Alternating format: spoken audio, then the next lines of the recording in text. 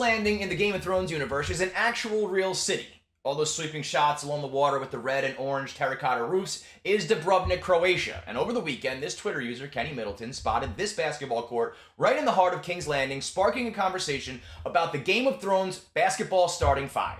Now, there's about 1 billion characters to choose from, so I'm going to compile an entire roster for you to make a real-life Game of Thrones basketball dynasty. Now, in order to build my franchise, you got to start from the inside out. So I'm going to start with the front office. I'm hiring Cersei as my president of basketball operations. Shrewd businesswoman with one thing and one thing only on her mind: winning. We must stand together.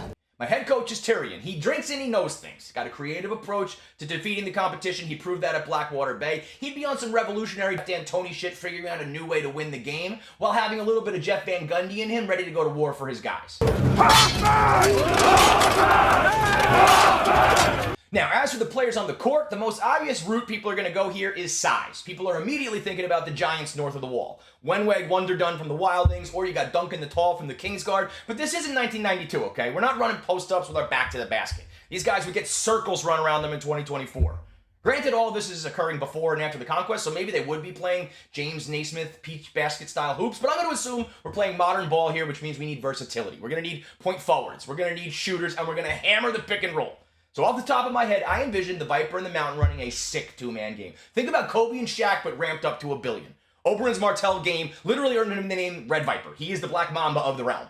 And then the Mountain, Gregor Clegane, is 8 feet tall. He's like Shaq if Shaq played in the 50s with the white Jewish guys. Now, there's obviously going to be some off-the-court problems. Primarily being that the Mountain raped and murdered Oberyn Martell's sister and then murdered all of her children, so that's going to present some major locker room issues. Toxic doesn't even begin to describe it. But we're here to play basketball, not to play friends, so I'm going to take my chances. I'm going to ride their greatness, hopefully win a few championships, and then after the fact, you can write memoirs and biographies talking shit about each other, or you can crush each other's skulls till your eyeballs explode. I killed her children, then I raped her. I don't care. Flags fly forever.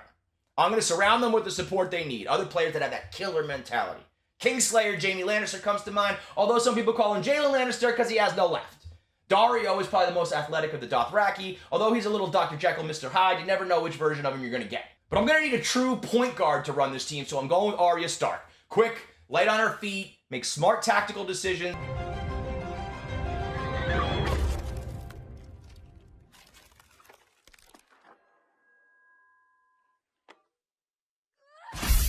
And is maybe the most competitive motherfucker in the whole realm.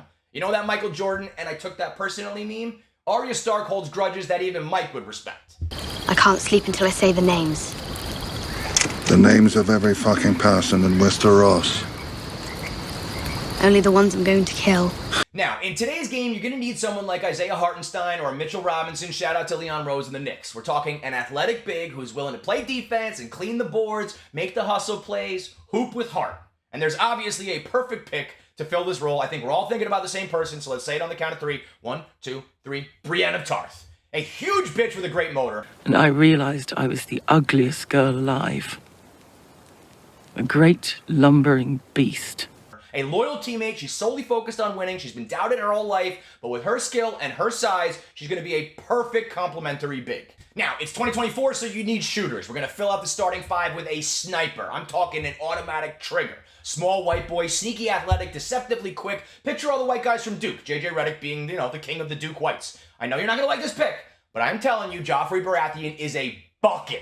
Fans of other team are going to hate this. Our fans are going to love it. Shooting coming off the screen, quick release like the Splash Brothers, fast break threes. Imagine Joffrey hitting a big 3 on the road. He's wagging his tongue as a celebration.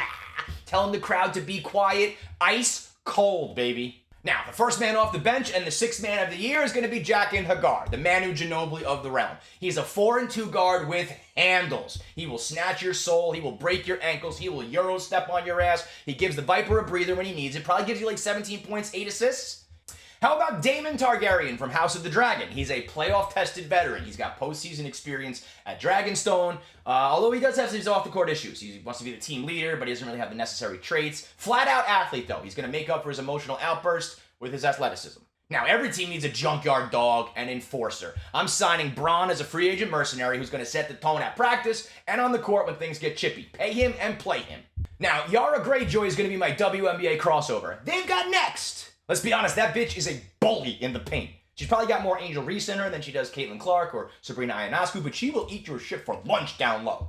And then with my remaining money under the cap, I'm going to sign Sir Eric and Sir Eric, the Morris twins of the realm. 2 bruisers, they can eat minutes, they can give you 12 fouls to toss around. Tell me that's not the most perfectly balanced basketball team from A Song of Fire and Ice you've ever seen. This team is going to go on a Warriors-type run. Maybe Aemon Targaryen picks us off one year and wins one for his family, but other than that, we are taking our talents to King's Landing, and we are winning chips. Not 1, not 2, not 3, not 4, not 5,